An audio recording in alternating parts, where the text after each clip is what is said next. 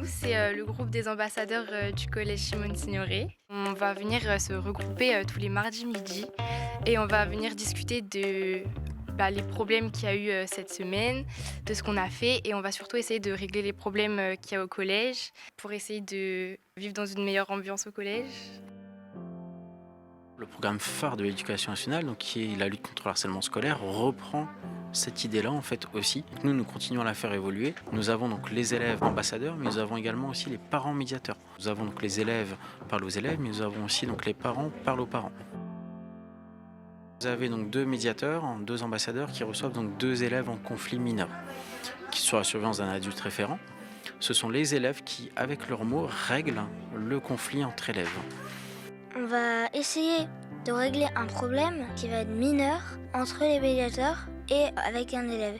Donc il y aura par exemple un ou deux médiateurs qui vont aller régler un conflit et les médiateurs ils sont formés pour ça. Et ce qui est dit en médiation reste en médiation. Suite à ça, un compte rendu est fait, savoir si les élèves sont d'accord ou pas en fonction des versions. Est-ce qu'à la fin, est-ce qu'on peut se mettre d'accord sur des solutions, sur des engagements à l'avenir?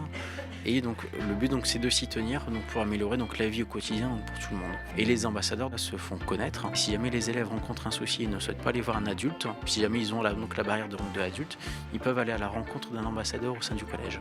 Moi déjà, je suis en 6e et le collège c'est déjà assez stressant et je me dis en plus si on a des disputes ou quoi, c'est encore plus compliqué donc j'ai voulu être médiatrice pour aider les gens pour qu'ils se sentent mieux au collège. Les effets en fait pour les ambassadeurs est énorme parce qu'en fin de compte il y a donc la prise de parole, il y a l'engagement en face des autres et ça leur donne en fait une maturité qui est beaucoup plus grande pour leur âge parce que dès la 6e ils peuvent donc être confrontés à certaines positions, certaines situations, ce qui fait qu'en fin de compte ils gagnent en maturité donc les fait évoluer donc beaucoup plus vite et le fait d'avoir par exemple des projets comme la vidéo, ça les propulse donc sur la scène, d'être mis en avant sur ce qu'ils font aussi également au quotidien parce qu'ils donnent de leur temps et c'est aussi une manière d'être reconnus dans ce qu'ils font. La vidéo donc naît donc chaque année sur des idées différentes et là cette année sur le thème d'une phrase de Walt Disney qui est rêve ta vie en couleur, c'est le secret du bonheur. Cette vidéo là donc est sur un thème donc, qui est fédérateur mais qui est également positif. Donc vraiment aborder les choses de cette manière-là et se dire on choisit sa vie, moi je choisis de voir la vie positivement et donc les soucis, donc le côté noir et blanc, je passe outre et on règle donc les problèmes petit à petit sans attendre trop longtemps. Les résultats sont très positifs, il y a environ 80 médiations par an.